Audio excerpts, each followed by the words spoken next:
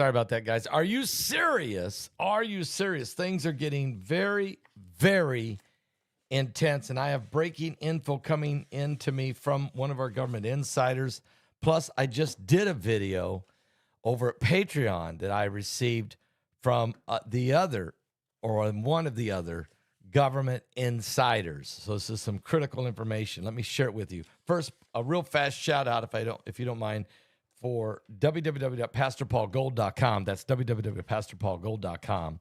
Call them on the phone at 877-646-5347. Look, the rules of money are being rewritten right now. Matter of fact, right in front of our eyes. The institutions that control the financial system aren't waiting, warning, or even wishing. They're acting, buying gold and silver at unprecedented pace. They're preparing for something. The question is, are you? For nearly a decade, Noble Gold Investment has helped thousands of people protect their wealth with physical gold and silver. And as the world shifts to hard assets, the window to act is closing. Let Noble Gold show you how simple it is to protect yourself and your family. And while everyone else is reacting to the news, Noble Gold clients are positioned. They understand that when the rules change, you need assets that don't depend on the system. Find out now as my dogs who let the dogs out are barking like crazy because a UPS driver just pulled up. Find out how you can learn more about this at www.pastorpaulgold.com. Call them on the phone at 877-646-5347. You'll be glad that you did. Can I close this door on these dogs? I'll be right back. My Lord, have mercy. Somebody have mercy.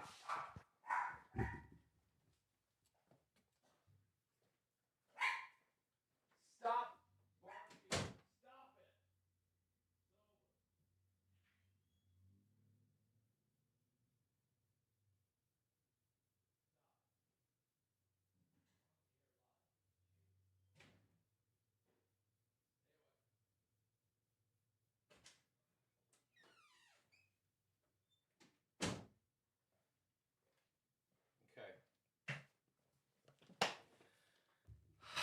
Boy, Benji is this guard dog. I mean, he only weighs 5 pounds.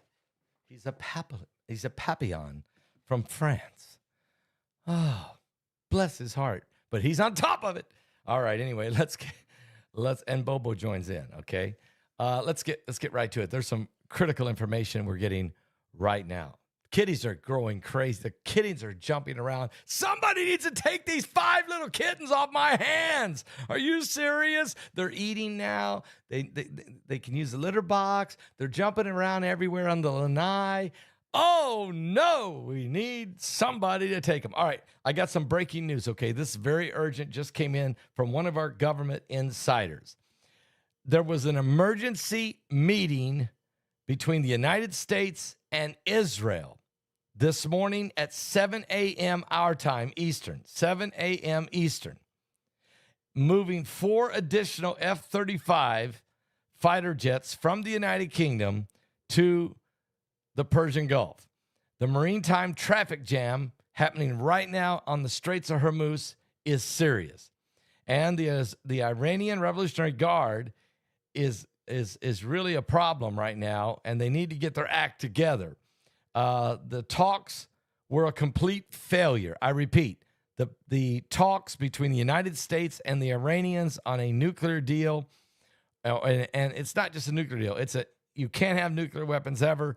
You got to dismantle all your ballistic missiles, and you can no longer communicate with the Houthis and you know all the.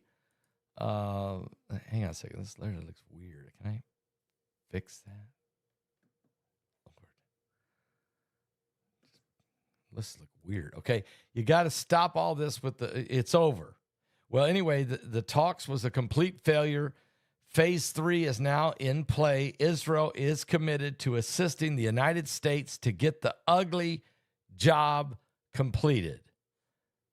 Okay, and that's from one of our government insiders. Now, I just did a video over at Patreon that you need to see. It's exclusive. It's there. Okay. Find out if you're not you can easily become a member of the Patreon. Just go there, make a contribution, give whatever you want, become a member, subscribe, give whatever you want. Most people give $5 a month. Some give more, some give less. It's a great way to support the ministry. Find out more what's going on right now over at Patreon. All right. Now let's get right into what else is happening. So while that's going on with the Iranian situation, we got a horrible situation in the Potomac River. What? This is urgent, very urgent. According to reports, the Potomac sewer spill has turned ugly in the water in the Potomac River at Cabin John, Maryland.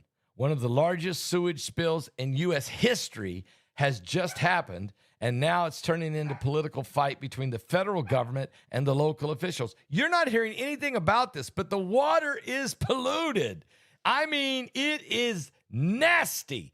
This sewage line collapsed in Maryland suburbs of Washington, D.C., spilling 200 million gallons of raw, ugly sludge sewer into the Potomac River. This is a key waterway surrounding our nation's capital. I mean, you talk about draining the swamp. We need to drain it now. The spill was caused, and it has caused widespread public health concerns as E. coli has bacteria. E. coli bacteria has spilled into the Potomac River at dangerous levels, and it underscores the risk posed by aging sewer infrastructure. And you're not really hearing this, guys. You're not really hearing this. You're not really hearing this from the mainstream, lamestream, fake news media. Where is MS Now? Or are they MS later? Where is CNN, the Communist News Network? Where is Fox? Where is BBC? Where is the New York Times? Where is the Associated Press? Where is Reuters? Where is everybody? The Potomac River, are you serious? The spill took place, I guess, up in Cabin John, Maryland. I don't know where Cabin John, Maryland is. But it happened on the Maryland suburb side of Washington, D.C. 200 million gallons of raw, sludging, stinky sewage into the Potomac River. 200 million gallons with E. coli bacteria in it at dangerous levels, okay? Now, President Donald Trump is getting the federal government involved right now while blaming, of course, the local Democrats in Maryland for not securing the infrastructure of their sewage system, including Maryland State Democrat Governor Wes Moore, who has now just announced he is not going to run for re-election. But the responsibility for the sewage line, does it rest completely on on Maryland? It's poop. Now they're calling it instead of Potomac River, the Potomac River, it's now the Potomac River. And this is ugly. Okay, the sewer line was in Montgomery County, Maryland, which is a suburb of Washington, D.C. It collapsed on January 19th. Nobody's even talking about this. You talk about a real crappy situation. I mean, you're right. It's ugly up there. It's stinky. It's smelly. It's full of sewage sludge floating down the Potomac, and the collapse damaged part of Potomac interceptor sewer system caused an overflow of 200 million gallons of raw waste water sewage to flow in the Potomac River. The 383-mile-long river runs along the borders between Washington, D.C., Maryland, Virginia, and West Virginia. The sewer overflow has gone into the river, and it broke down on the 19th, and it was flowing till the 29th after the pumps were finally installed on January 23rd to divert the sewage around the pipes collapse. This is insane. The drinking water, they say, is not affected. Are you buying that? Are you serious? Are you serious? Are you believing it didn't bother the drinking water? This is a major river flowing. This is a source of water supply. You telling me it's okay? I got some oceanfront property in south side of Washington. Over by the Potomac River, you can set your house. You can see the river seaside. I mean, seriously, it's just, I mean, this is, I got some oceanfront property. No, nobody wants to have a house right there. The smell, it's the nostrils are being plugged. The University of Maryland has now called the incident one of the largest sewage spills in U.S. history. Nobody's talking about it but me, and I'm just some little country preacher from the cornfields of Indiana. But the researchers are now detecting very high levels of fecal-related bacteria such as E. coli, and the disease is causing now pathogens growing in the river, including E. coli and dangerous bacteria that can cause staph infections. Dr. Rachel Rosenberg-Goldstein, a microbiologist and assistant professor at the University of Maryland's Department of Global Environmental and Occupational Health, said that the people who come in contact with this impacted water or land are at risk of becoming infected with this bacteria. Although most people are not swimming in a frozen river in February, some are fishing there. Some are boating there. Some are, and the bacteria can survive in freezing temperatures and become active again once the temperatures rise. Washington Department of Energy and Environment warned residents in the area to avoid the unnecessary contact with the water from the Potomac River, as well as do not fish in the river and keep your pets away from the water and do not drink the water and do not swim in the water. And the line that broke days before the winter storm even brought the historic sleet and freezing temperatures in the area. It was already busted. I mean, these guys are broke, busted, and disgusted, and below freezing temperatures. What a crappy situation, guys. What a really crappy situation. And below freezing temperatures, which lasted weeks, froze the creeks, the ponds, and even parts of the Potomac River, holding the bacteria in place. This is ugly with a capital U. Not you, but the U. You know, the U. Wait a minute. Didn't the Indiana Hoosiers beat the U? I mean, I'm just saying. But anyway, and then we got a nor'easter. That's what it is. A nor'easter. Blockbuster snowfall now brewing for the weekend. That's the last thing we need. But according to reports, it is going to head out to sea, or it might be a blockbuster late weekend blizzard for the East Coast. As of yesterday afternoon, top computer models continue to pour through the weather data to determine the direction and the strength of the storm that's still several days away from the East Coast. At the moment, the models don't agree. While confidence in a storm is fairly high, the timing, the track, the exact weather impact is still uncertain, according to the National Weather Service. But the fear is this thing will come back in to the East Coast and deliver a massive nor'easter punch. The Weather Service said that the latest European weather models show the farther south track with little to no precipitation for the mid-Atlantic to the northeast. However, another model, the Europeans' AI model, known as the ECAIFS, has been consistent in showing a very classic nor'easter is set up to hit the region. This could be a grand slam blockbuster blizzard.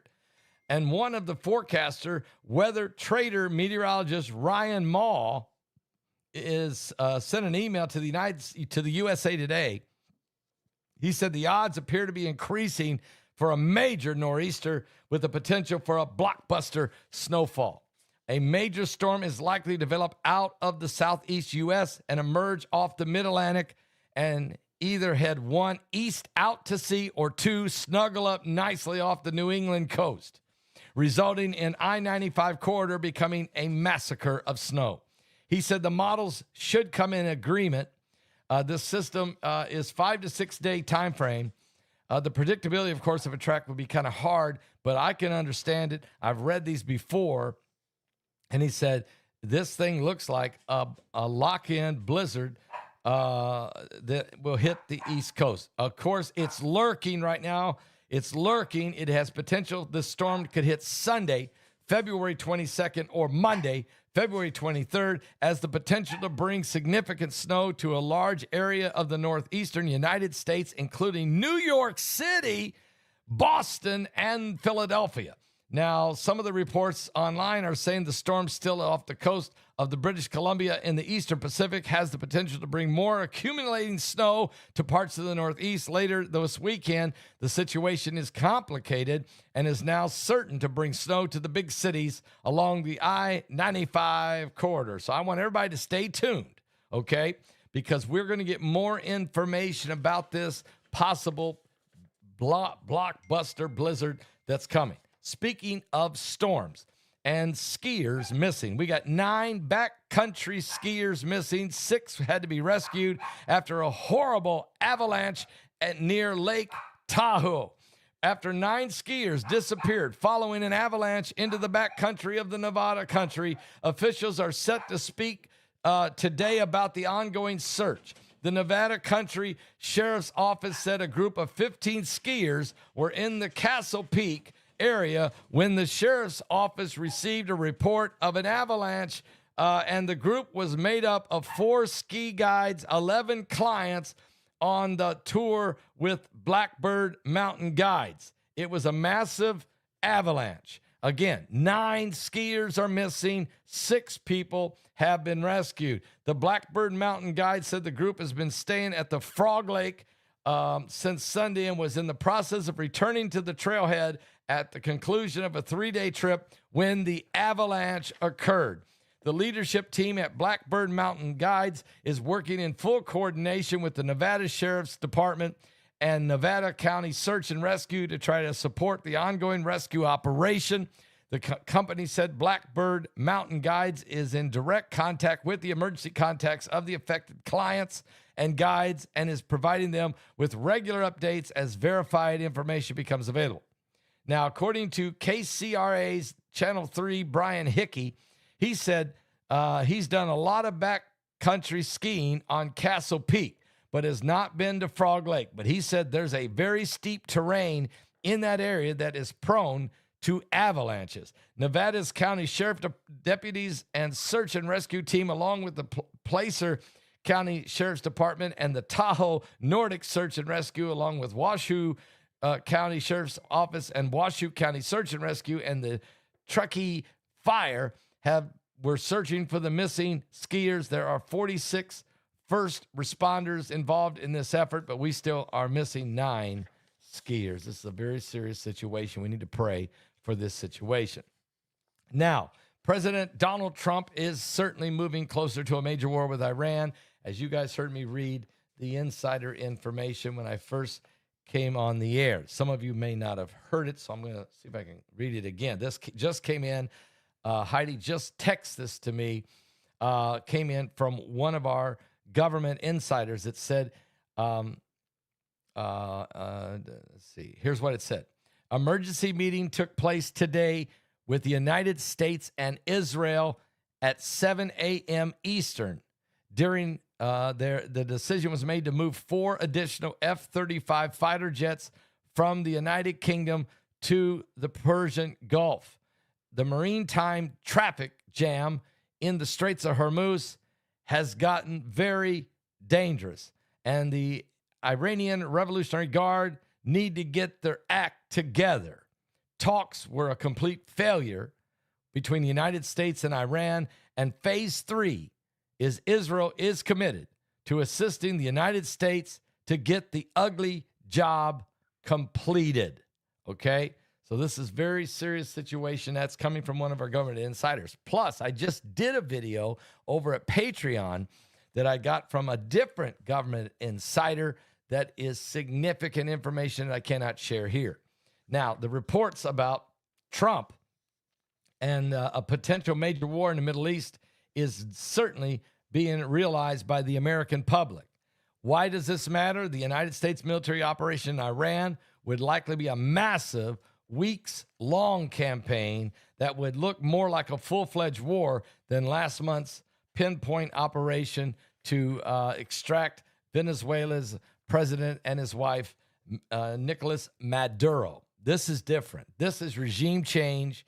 This is probably destruction of all of their ballistic missile stockpiles.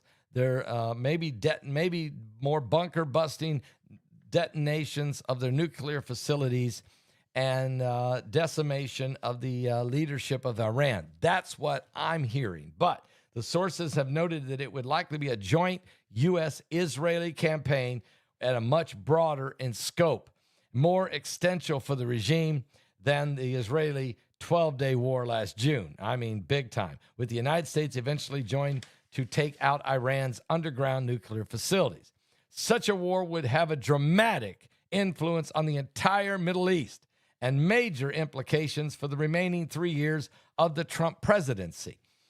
But when we say implications, that doesn't mean that would be 3 years of devastation. It would mean 3 years of absolute change to the Middle East. Now, with the attention of Congress and the public otherwise occupied with the Nancy Guthrie situation, there is little public debate about what could be the most consequential United States military intervention in the Middle East in the last 10 years plus. Break it down. President Trump came very close to striking Iran back in January over the killing of the 70,000 or more protesters by this regime. But when the window of opportunity passed, the administration shifted to a two-track approach: nuclear talks paired with massive military buildup. By delaying and bringing so much more force to bear, it appears Trump has raised expectations to what an operation really will look like if this deal is not reached. And right now, that deal looks extremely unlikely. President Trump's advisors, Jared Kushner, his son-in-law, and Steve Witkoff, met with Iran's Foreign Minister Abbas for 3 hours yesterday in Geneva, and talks broke completely down. Now, while both sides said they were making some progress, the gaps are so wide, and according to U.S. officials, they're not optimistic there could be any kind of a deal. Vice President J.D. Vance told Fox News the talks went well in some ways, but in other ways, it is very clear that the president has set some red lines that the Iranians are not yet willing to actually acknowledge and work through. J.D. Vance made it clear that while President Trump wants a deal, he is determined that if diplomacy fails, that there is another option. It could become a very bad day. Trump's armada has grown to include 2 aircraft carriers and a dozen warships, hundreds of fighter jets, multiple air defense systems, stealth bombers, B-2 bombers, and other weapons of extreme firepower, which are still, some of them are on the way. More than 150 U.S. military cargo flights have moved tons of weapon systems and ammunition into the Middle East. And in the past 24 hours, another 50 jets, F-35s, F-22s, F-16s, have all been headed to the region. Between the lines, folks, this standoff with Iran has gone way too long for too many Americans and for the entire Middle East. War would come sooner and be much bigger than most people realize. President Trump's military and rhetoric buildups make it hard for him to back down without any kind of major concessions on this nuclear deal. If it's not in Trump's nature, and his advisors don't view this deployment of all that hardware as a bluff. Trump don't bluff. So the buildup is so significant. The millions and billions of dollars to move this much assets and positioning and coordination with the NATO as well as the Israeli government is absolutely factual situation that war is imminent. Guys, I'm telling you, This thing is about ready to break wide open. Now, the timing on this war is some of the information I got from one of my government insiders. I put that over at Patreon and plus other information. You need to go listen to it. So go to Patreon. If you're not a subscriber, you should be. You can give whatever you want. The average subscriber gives about $5 a month. Some give more because they like to use that as a way of their supporting the ministry. Some give less, but everybody can have access with your faithful contribution. Sign up for a year is the best way to do it, so you're not sign up for 3 or 4 months and then all of a sudden, I can't get access because I ran out. No. Sign up for a year. Make it easy. Sign up for a year, make the commitment, and then be able to access all of the exclusive material that we post there so that you will be prepared. And, by the way, if we're not talking enough about war, I got to tell you, Russia and Ukraine's peace talks ended without any kind of breakthrough at all. The talks between Russia and Ukraine and the United States aimed at ending Moscow's war with Ukraine ended up in an ugly nothing.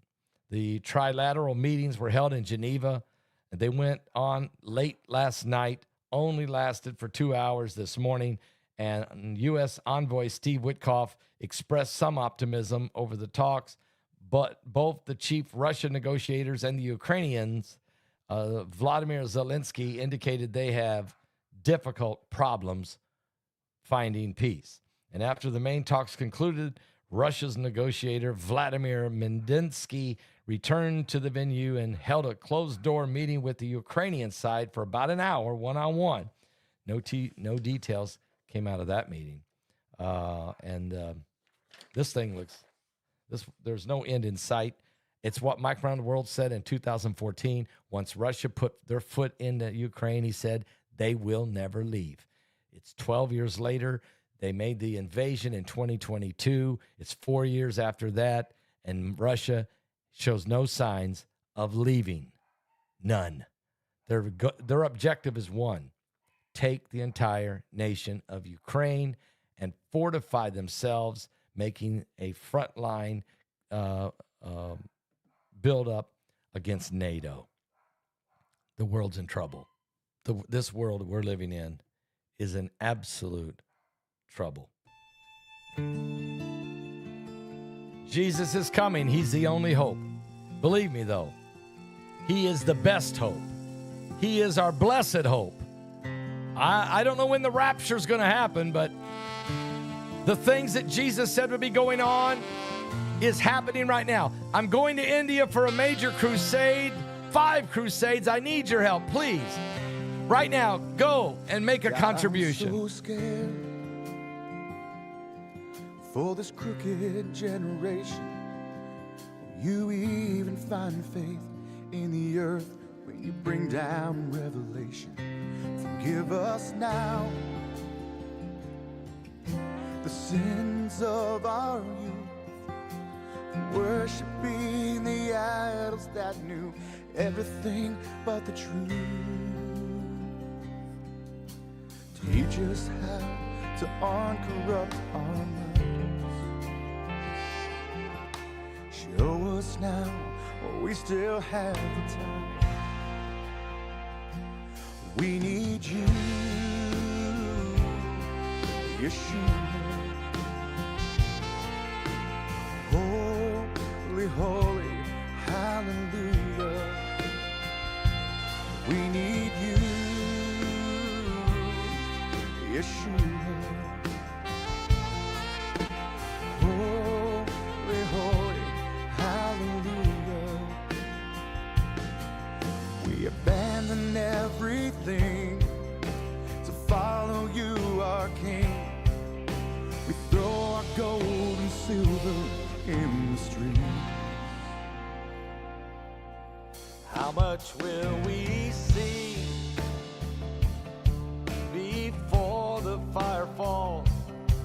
Lord, could this really be the last altar call? We need your blood over the doorposts of our hearts. Anoint us with your fiery love as the praise and worship starts. We need you, Yeshua.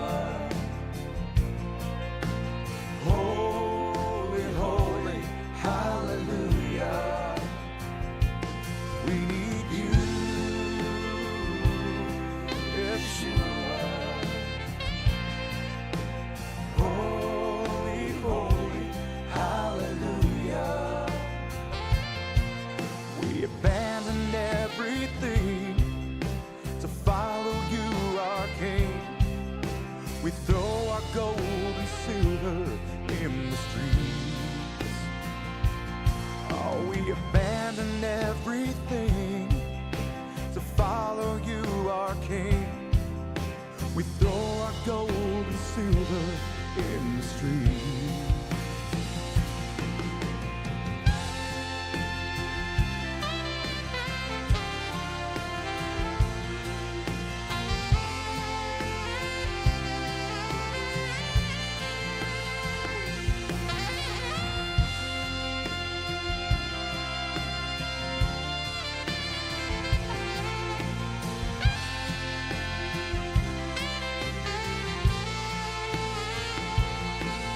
We abandoned everything to follow you, our King. We throw our gold and silver in the street. We abandoned everything to follow you, our King. We throw our gold and silver in the street.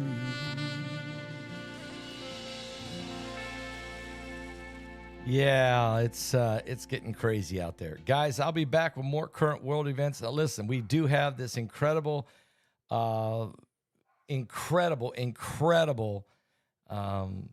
crusades that are getting ready to take place. We need your help. There's no doubt about that. We need your help. And we're in a situation now where five crusade services we'll be doing while in India. I want to thank you guys for so many of you have been stepping up and have been supporting. If you send a love gift of $35 or more, I will send back to you this vintage Salvation Station hat.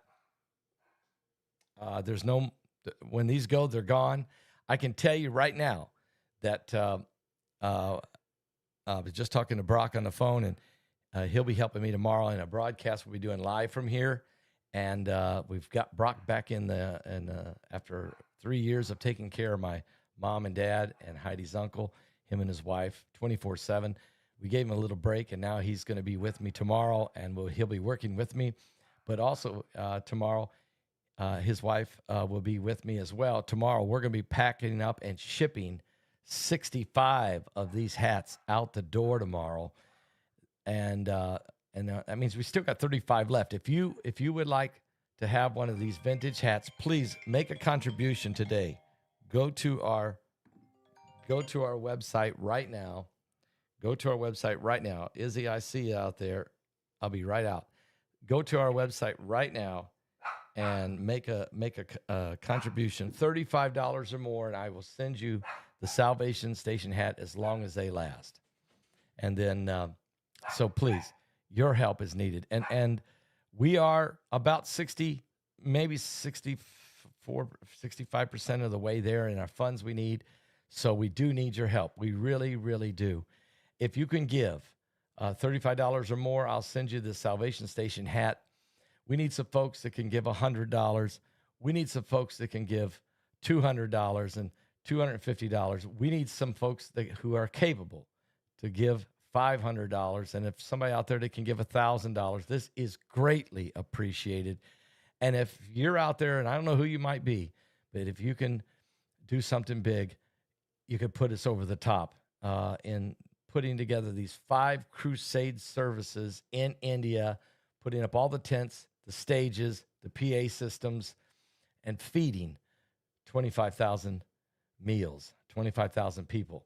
So, or more. I mean, so I got to have enough. So anyway, we're on our way. It's because of you. We're on our way. So thank you guys in advance. So I would like to ship more than 65 of these out tomorrow. I really would like to be shipping out all 100 of these hats tomorrow. And thanking everybody for making that contribution. So God bless you guys. I'll be back with more current world events and how they relate to biblical prophecy. I got to go now and interview L.A. Marzulli. He's going to headline this webinar coming up on March the 20th. You can get your ticket now. If you go to my website and go to order your ticket right now, it's called Alien Disclosure. We disclose. You decide. God bless all of you.